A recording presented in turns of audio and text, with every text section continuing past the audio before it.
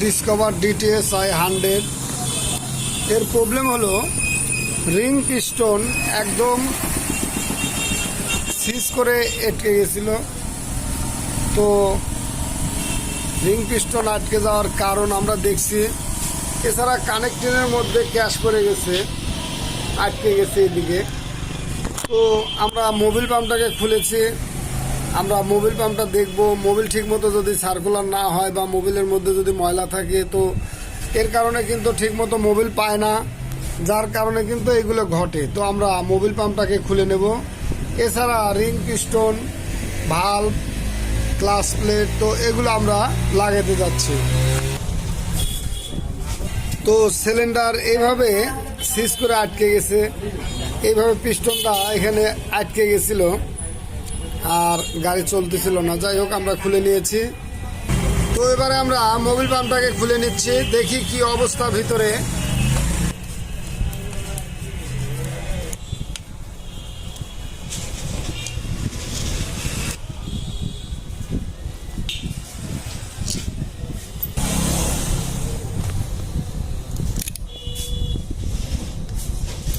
হলো গ্যাসকেট আছে,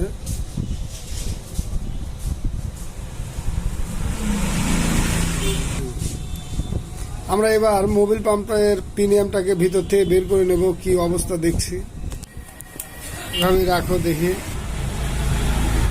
দেখি ওটা দেখি।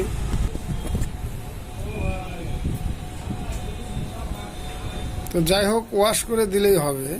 তো আসলে ভিতরে ময়লা প্রবেশ করেছে, ফিল্টার ঠিকমতো ওয়াশ বা ফিল্টার পরিবর্তন না করার কারণে কিন্তু এই সমস্যাটা হয়েছে।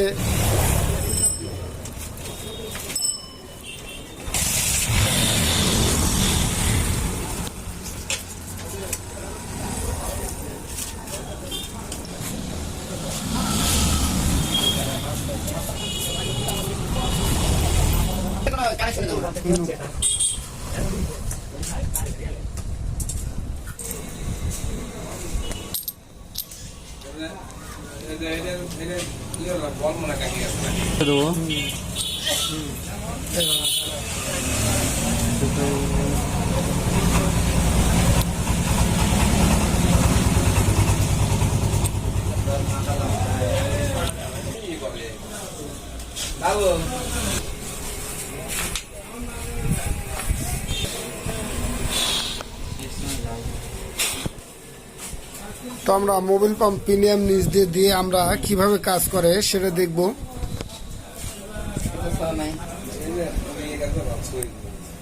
ঠিক এইভাবে কাজ করে, এক সাইড থেকে মোবিল নেয় আর এক সাইডে দেয়।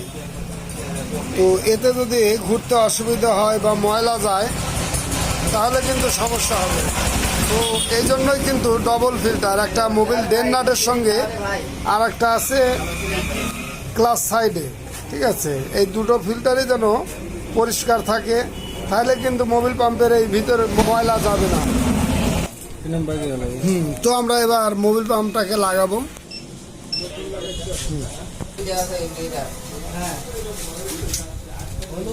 কমলা আছে, তিনটে যাচ্ছে, একটা বডি যাবে।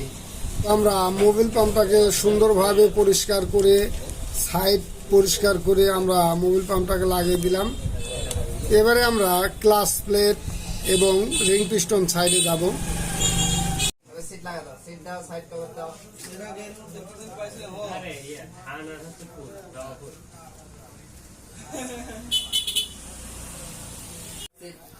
आगे ना सीट ना आगे से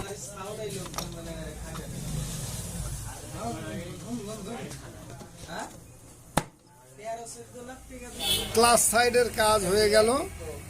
তো এবারে আমরা রিং পিস্টন সেটিং করব। আমরা নতুন সিলিন্ডার আনছি, রিং পিস্টন সিলিন্ডার সহ।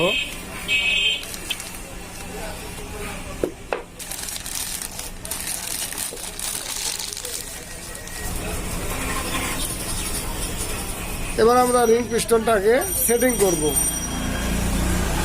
তো কানেক্টিংয়ে যে ক্যাশ করেছিল এখানে সিজ হয়ে, আমরা কিন্তু পাতলা শিরিষ কাগজ দিয়ে ঘষে দিয়েছি। এখন গজন পিনটা কিন্তু অ্যাকুরেট, একদম স্মুথ, এরকম স্মুথ থাকতে হবে।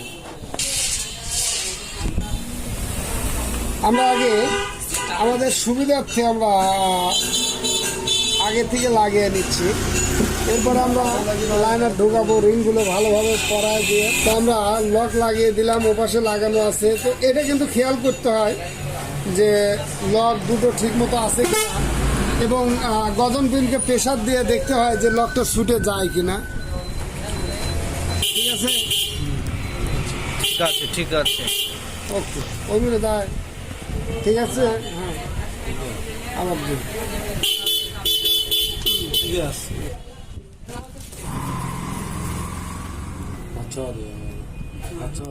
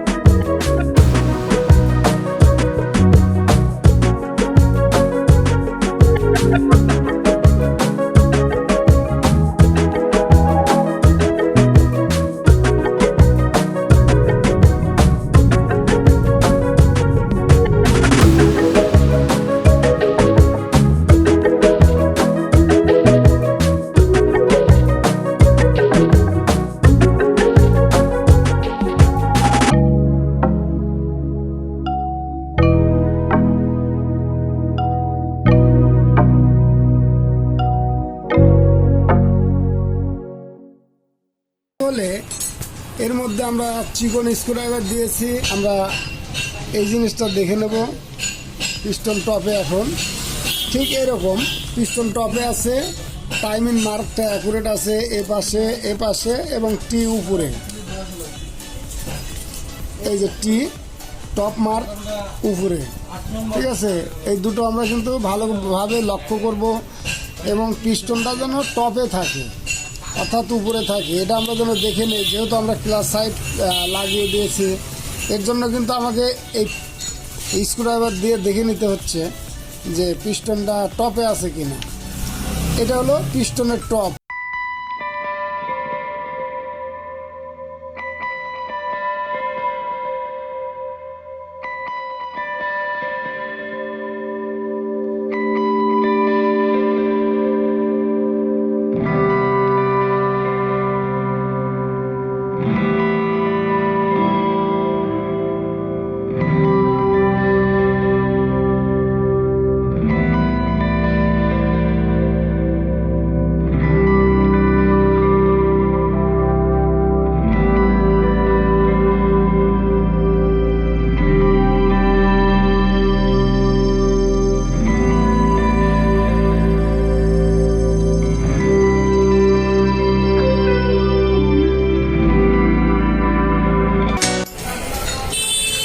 তো আমরা হেড সিলিন্ডার ক্লাচ বাটির সম্পূর্ণ কাম কমপ্লিট করেছি, সম্পূর্ণ কাজ হয়ে গেছে। এবার আমরা সাইলেন্সার লাগাবো, প্লাগ লাগাবো, লাগিয়ে আমরা স্টার্ট করব।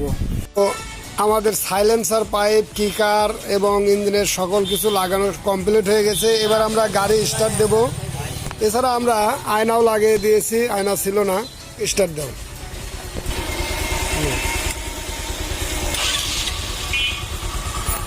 তো কমপ্লিট, এখন গাড়িটা চালানোর উপযোগী হয়ে গেছে। তো ধন্যবাদ সকলকে।